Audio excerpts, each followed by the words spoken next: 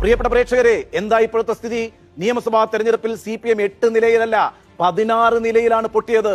അതോടെ പ്രതിക്കൂട്ടിലായത് പിണറായി വിജയനാണ്. ജനം പിണറായിക്കെതിരായി. അതാണ് വൻ തോൽവിക്ക് കാരണമായത്. ഇതാണ് സാധാരണ പ്രവർത്തകർ പോലും ഇപ്പോൾ വിളിച്ചു പറഞ്ഞുകൊണ്ടിരിക്കുന്നത്. ഒടുവിൽ രാജാവ് നഗ്നനാണ് എന്ന് പറയാൻ പ്രവർത്തകർക്ക് ധൈര്യം വന്നിരിക്കുന്നു. പിണറായി മത്സരിക്കാതിരുന്നെങ്കിൽ ഒരുപക്ഷെ ഇത്ര വലിയ പ്രഹരം പാർട്ടിക്കുണ്ടാകില്ല എന്നാണ് പോളിറ്റ് ബ്യൂറോയിൽ വരെ അഭിപ്രായം ഉയർന്നത്. പിണറായിക്ക് വ്യക്തിപരമായും വലിയ തിരിച്ചടിയാണല്ലോ ഈ തെരഞ്ഞെടുപ്പിൽ സംഭവിച്ചത്. നോക്കൂ, ധർമ്മടം പോലെ ഉറച്ച കോട്ടയിൽ കഴിഞ്ഞ തവണ നേടിയ ഭൂരിപക്ഷത്തിന്റെ പകുതി പോലും നേടാൻ ഇക്കുറി പിണറായി വിജയന് കഴിഞ്ഞില്ല. പോരാത്തതിന് ആദ്യത്തെ 6 റൗണ്ടുകളിൽ പിണറായി പിന്നിലുമായിരുന്നു. ഇനി പിണറായിയെ വെല്ലുവിളിച്ച് പാർട്ടിക്ക് പുറത്തുപോയവരുടെ കാര്യമോ? അവരെ ജനം 2 കൈയും നീട്ടി സ്വീകരിച്ച് വിജയിപ്പിക്കുന്നതാണ് നമ്മൾ കണ്ടത്. ഇതൊക്കെ പിണറായി വിജയൻ എന്ന നേതാവിനെ പാർട്ടിക്ക് അകത്തും പുറത്തും ഒരുപോലെ ഇപ്പോൾ ദുർബലനാക്കിയിട്ടുണ്ട്.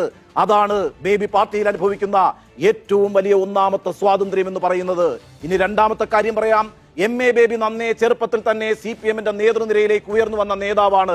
ഒരുപക്ഷെ ഭാവിയിൽ കേരളത്തിന്റെ മുഖ്യമന്ത്രി വരെയാകാൻ സാധ്യത കൽപ്പിക്കപ്പെട്ടിരുന്ന നേതാവ് പോലുമാണ്. ഏതായാലും അതൊക്കെ പഴയ കാലമാണെന്ന് പറയാം. യഥാർത്ഥത്തിൽ ബേബിയുടെ പാർലമെന്ററി രാഷ്ട്രീയത്തിലെ കുതിപ്പിന് കടിഞ്ഞാണിട്ടതൊരർത്ഥത്തിൽ പിണറായി വിജയനാണ് കേട്ടോ.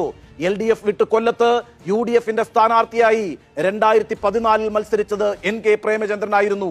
അന്ന് പ്രേമചന്ദ്രനെതിരെ CPM ഇറക്കിയ ട്രംപ് കാർഡായിരുന്നു MA ബേബി. പാട്ടും പാടി ബേബി വിജയിച്ചു വരുമെന്നാണ് അന്ന് എതിരാളികൾ പോലും കരുതിയത്.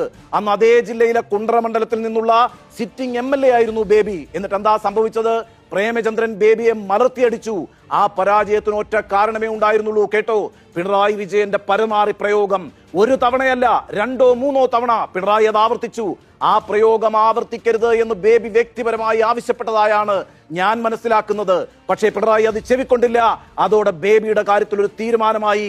കൊല്ലത്തെ തോൽവിക്ക് ശേഷം കുണ്ട്രയിലെ MLA സ്ഥാനം രാജിവെക്കാൻ ഇറങ്ങിപ്പുറപ്പെട്ടയാളാണ് ബേബി. ഇന്നിപ്പോൾ CPM എന്ന പാർട്ടിയിൽ ഒരു പ്രവർത്തകൻ എത്തിച്ചേരാവുന്ന ഏറ്റവും വലിയ പദവിയിലാണ് അദ്ദേഹം പ്രവർത്തിച്ചുകൊണ്ടിരിക്കുന്നത്. ഇതെല്ലാം ശരിയാണ്.